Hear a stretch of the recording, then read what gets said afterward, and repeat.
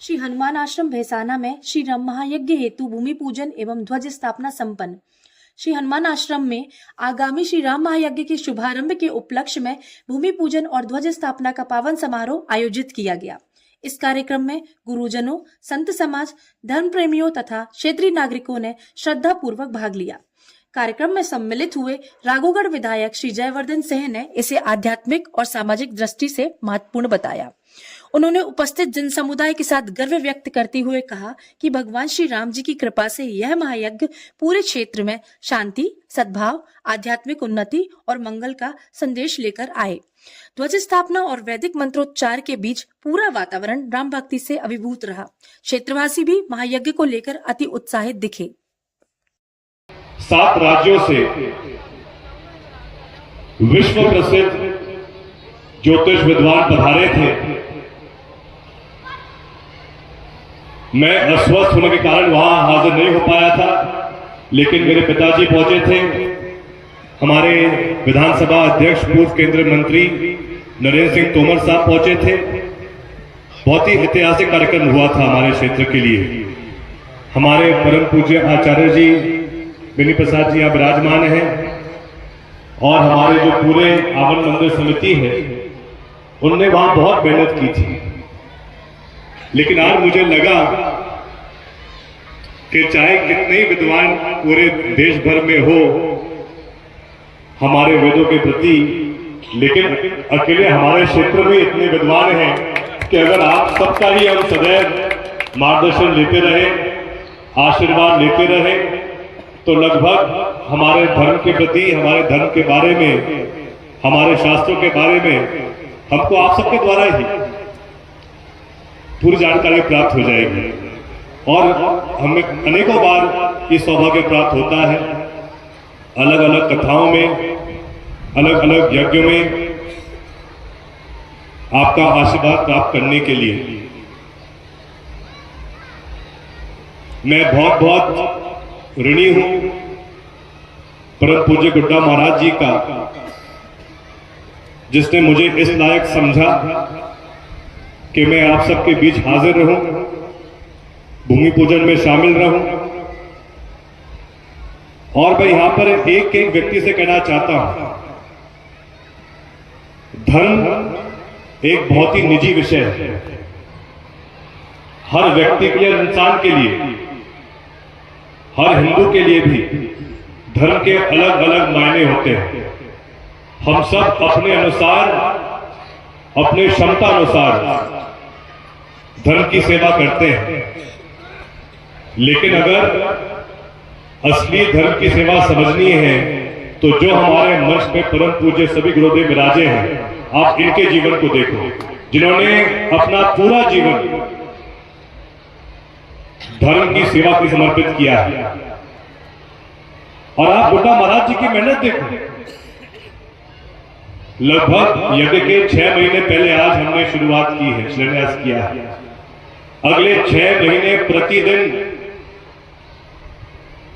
सिर्फ गुड्डा महाराज ही नहीं, सिर्फ गुड्डा महाराज के शिष्य ही नहीं, बल्कि यहां के विधायक होने के नाते मैं कहना चाहूंगा, पूरे रावगढ़ के नागरिक होने के नाते हम सबका दायित्व बनता है कि हम यहां पे सेवा करें। हमारी जो क्षमता, कितनी क्षमता है कितनी नहीं है उस पर अंतर नहीं पड़ता है। सबसे बड़ा योगदान समय का होता है। आप समय यहां पे दीजिए, महाराज जी का सानिध्य प्राप्त कीजिए, उनका मार्गदर्शन प्राप्त कीजिए। जैसा हमारे परम पूज्य महाराज जी इसके पहले कह रहे थे कि ये एक अकेले यज्ञ नहीं है, बल्कि महाकुंभ है हमारे क्षेत्र के लिए। और मैं आप सबसे यही प्रार्थना करूंगा कि आपके अनुसार आप यहां पर पूरी सेवा प्रदान करें, क्योंकि हम सब ने इस बात को देखा है। मंदिर को भी हम हनुमान जी के मंदिर को देखें, यहाँ की एक एक ईंट से लेके पूरा नक्शा, पूरा डिजाइन स्वयं बुड्ढा महाराज जी ने तैयार किया है। मैं अनेकों बार यहाँ मंदिर पर जब हाजिर हुआ तो मैंने देखा है स्वयं महाराज जी ही पूरा काम कर रहे हैं, पूरा डिजाइन बना रहे हैं। ये विशेषता है महाराज जी की। और सबसे बड़ी इनकी विशेषता यह है कि जो इनके द्वारा कार्य किए जाते हैं उनका ये कभी ज्यादा प्रचार प्रसार नहीं करते हैं। इनमें ऐसी इनमें दैवीय शक्ति है कि इनकी दैवीय शक्ति ही हम सबको इनके पास ले आती है। यहां पे अद्भुत कार्य चल रहा है गौ सेवा का। हमारे परम पूज्य शिवदयाल महाराज जी यहां विराजमान हैं, जो सदैव गौ सेवा के बारे में बात करते हैं। कहते हैं गौ माता की जय हो बोलना पर्याप्त नहीं है, गौ माता की सेवा हो ये कहना और ये उसका पालन करना ये हमारा धर्म है।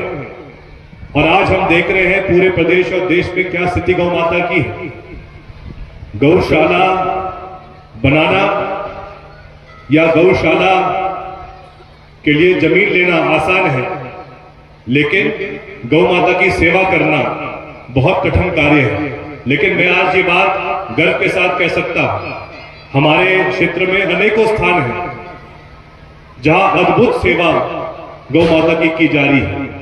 चाहे भैसाना का ये स्थान हो या फिर आवर मंदिर की गौशाला हो या फिर अनेकों स्थानों में हमारे जैन समाज के द्वारा जो गौशालाएं चल रही हैं, हम उनकी बात करें। ऐसे अनेक हमारे पास उदाहरण हैं जहां वाकई में असली गौ सेवा हो रही है।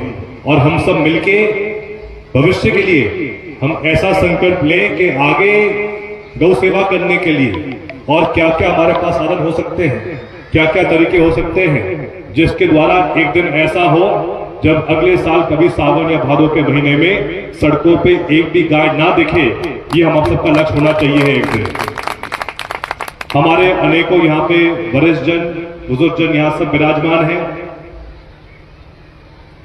यहां पर एक एक व्यक्ति जो इस क्षेत्र का नागरिक है, हम सबका धर्म है कि हम हमारे ब्राह्मण देवताओं की सदैव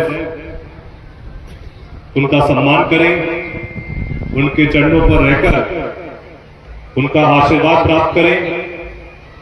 आज जब हम हमारे धर्म के बारे में बात करते हैं तो मुझे ये कहने में कोई संकोच नहीं है कि अगर आज भी हमारे धर्म का कोई संरक्षण कर रहा है तो हमारे ब्राह्मण देवता कर रहे हैं,